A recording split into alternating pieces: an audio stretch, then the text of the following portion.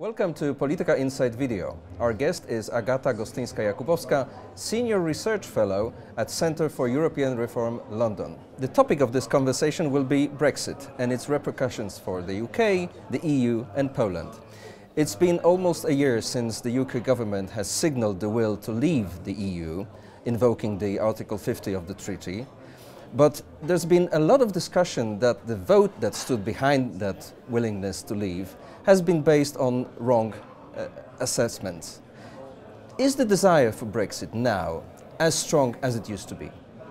Well, I would probably say that if the referendum took place again tomorrow, the result would be probably more or less the same. And this is because the public opinion hasn't really shifted much. I mean, you can see some minor shifts, particularly within the group of Remainers. So up till a certain point, the Remainers, even though they voted to remain in the EU, after the referendum, they said, we have to respect the will of the British people and we have to go ahead with the process.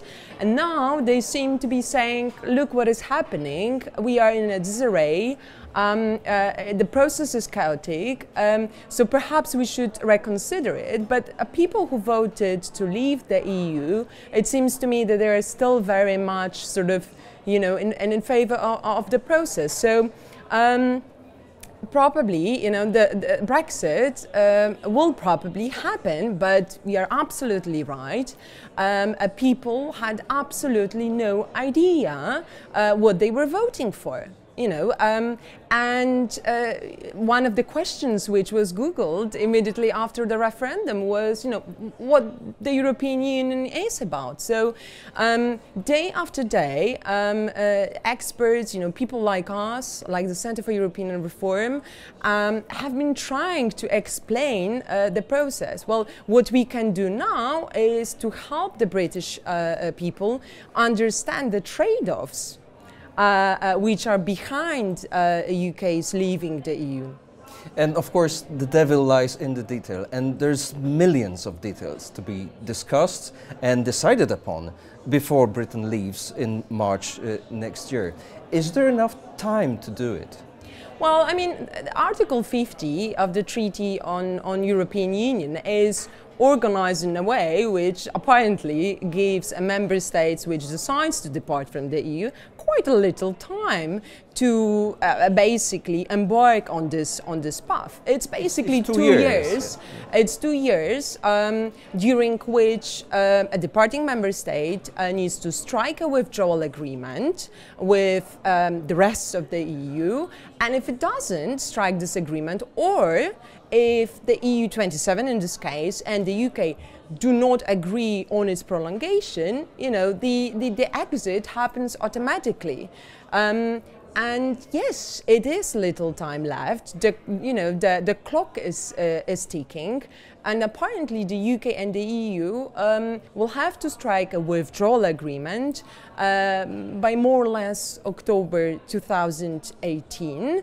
In order, for both the European Parliament but also the British Parliament to ratify this agreement before March 2019, when this country will be leaving the EU. Although, some would speculate back in the UK that because there will be some sort of transition that we can also talk about, it's not very much as if the UK was leaving, even though it won't have a voice at the table.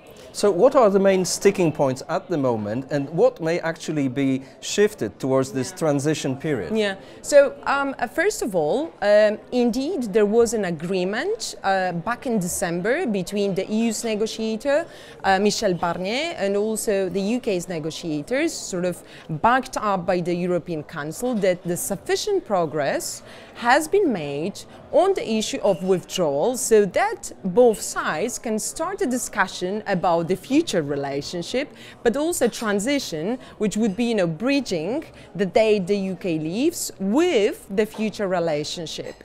But I think it needs to be underlined that sufficient progress does not really mean that divorce issues have been totally settled. I mean, it's far from this. There are still some sticking points left, like for example, an issue of the governance of the entire agreement, other than the rights of the EU citizens, which have been sealed, and many other the divorce issues. And of course, what we will face in the next couple of months will be the negotiation on transition.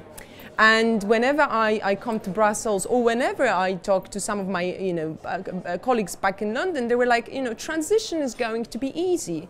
Well, it might be easy for the EU27 because the EU27 has a clear mandate. It is more or less everything remains the same, with an exception that the UK does not participate in the decision-making process. From the EU perspective, citizens like us should be able to continue coming freely to the UK, looking for a job in this transition period. The UK will have to abide by the EU directives, regulations, EU law per se. But for the British, and many actually Eurosceptic British, they might ask themselves, so are we leaving? Have we left? What has really changed? I guess this is the main question for businesses in the UK. Well, yeah. Sorry. given the size and structure of British economy, I wonder if already we can see the sectors who will absolutely lose on the Brexit, and maybe are there any that will benefit on that? Let me be absolutely clear. I think basically a Brexit is no good news for apparently most, if not all, the businesses present in the UK. And we are not talking only about the British business, but also, EU, other EU companies, but also those from the US or from Japan, which used to treat the UK as a sort of gateway to the EU single market. For them, the fact that there will be most probably transition during which the UK will still be a part of the EU rules and single market, that's good news. But in a way, it's not sorting out their problems, it's just postponing something which we would call a cliff edge if the UK and the EU27 do not decide what kind of a future relationship they want to have post-Brexit. So, for businesses, this entire process and basically lack of clarity, the limbo actually that they found themselves in was, really difficult, and many of them actually took already some decisions and started their contingency planning, moving actually, to the continent. Let's move ourselves to the continent now, because with the UK leaving, the EU loses a significant net contributor to the budget.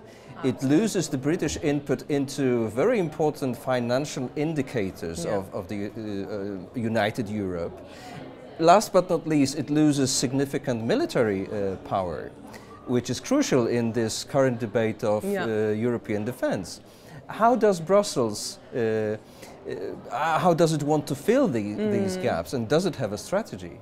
Well, I think, let me start from saying that the EU27 definitely, it seems it has a strategy, or at least it has organized itself in a way which allows the EU to sort of, conduct those negotiations in a very united a manner, which is important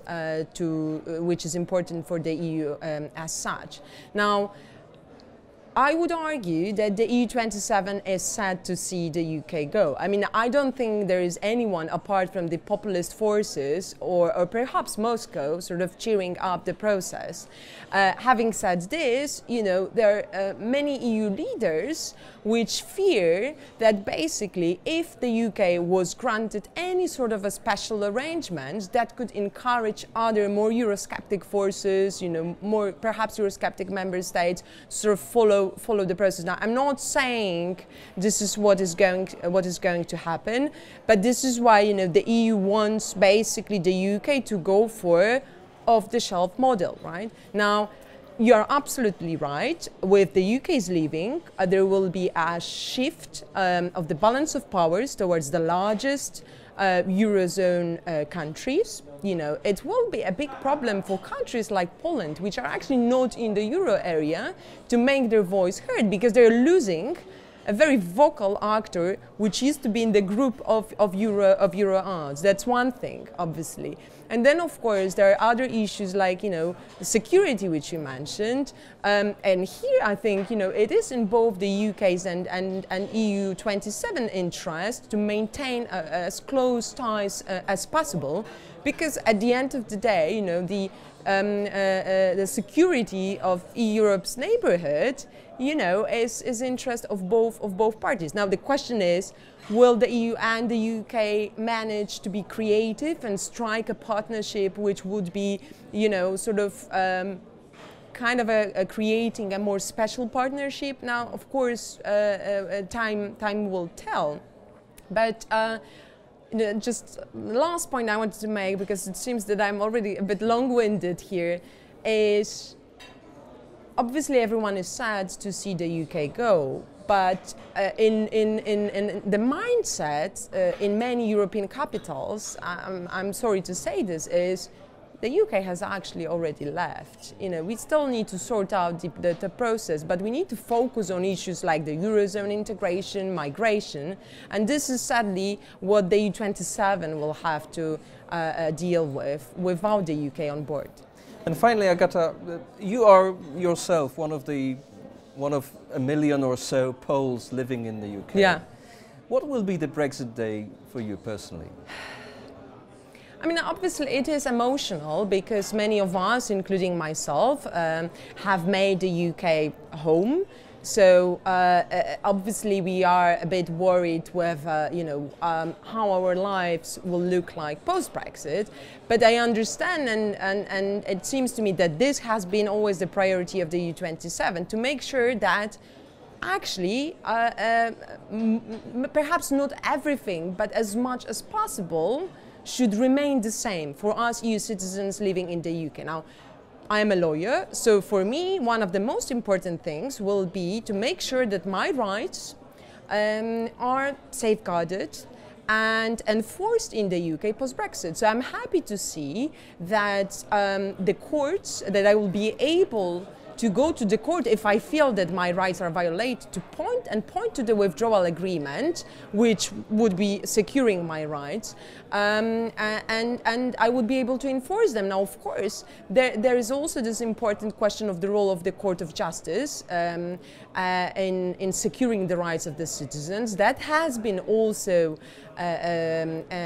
ensured. And it seems to me also that the rights of the citizens will remain one of the biggest priorities for the EU, also in the transition period, in the negotiations around the transition period.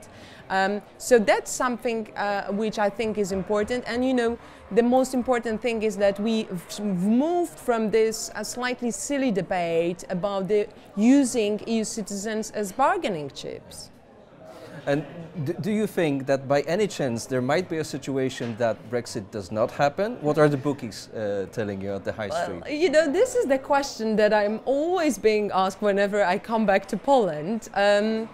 I mean, I don't want to disappoint anyone, but as it stands, I think that this is rather unlikely. But you're right to say that indeed this debate is shifting. There are more and more people saying we should have another referendum because people didn't know what they voted for. But the referendum would be, it seems to me, there are so many elements which would have to happen first. So, you would have to have a parliament saying no to the withdrawal agreement. That means Labour Party would have to say we are voting against the agreement. Then you would also need some, DUP and also some Conservative MPs sort of voting against the agreement. Then you would need early elections, snap elections, and then you would need a party, in this case Labour Party, introducing this pledge of the second referendum in their manifesto. Now, Jeremy Corbyn, for the moment, he's saying absolutely no to the second referendum. Now, never say never, and things might change as long as people start realizing that there will be economic cost. The problem is, you know, the world hasn't collapsed the very next day after the referendum, and people didn't, even though there are indicators showing that there are already economic consequences of their decision to leave, they still don't see it in their wallets, you know. So it will be some time, some years when they might realize that it was a bad choice. Now, will it be before 2019? As it stands today, I wouldn't put my money, or at least I wouldn't put, you know, a big amount of money on the second referendum. Okay, Agata Gostyńska-Jakubowska, thank you very much. Thank you very much. It was my pleasure.